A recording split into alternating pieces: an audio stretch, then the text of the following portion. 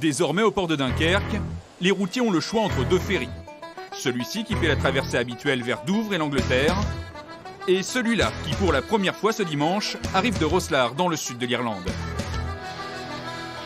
Tintin, un Dunkerquois amoureux de cette verte contrée, est venu saluer son entrée au port.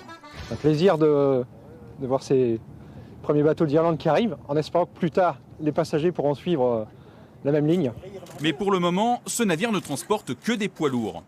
C'est une ligne qui s'adresse à des transporteurs qui cherchent une alternative à ce qu'on appelle le land bridge, c'est-à-dire des flux qui viennent d'Irlande, qui embarquent depuis un port irlandais vers un port britannique, qui traversent la Grande-Bretagne, chargent à Douvres pour venir à Dunkerque. Donc les deux existent et c'est un excellent complément à ce qui existe aujourd'hui, mais c'est une ligne directe, et c'est une ligne directe sans papier, c'est une ligne directe sans document, puisqu'il n'y a pas de déclaration de douane à réaliser entre l'Irlande et l'Europe continentale.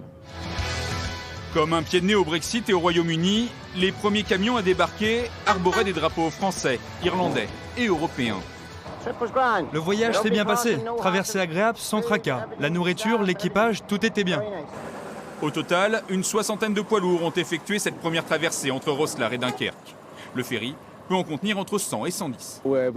On commence avec 3 bateaux, que du fret pour le moment, mais on étudie la possibilité de prendre aussi des touristes par la suite.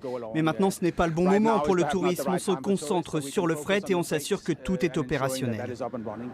6 rotations sont programmées chaque semaine entre Dunkerque et l'Irlande. La traversée est longue puisqu'elle dure 24 heures.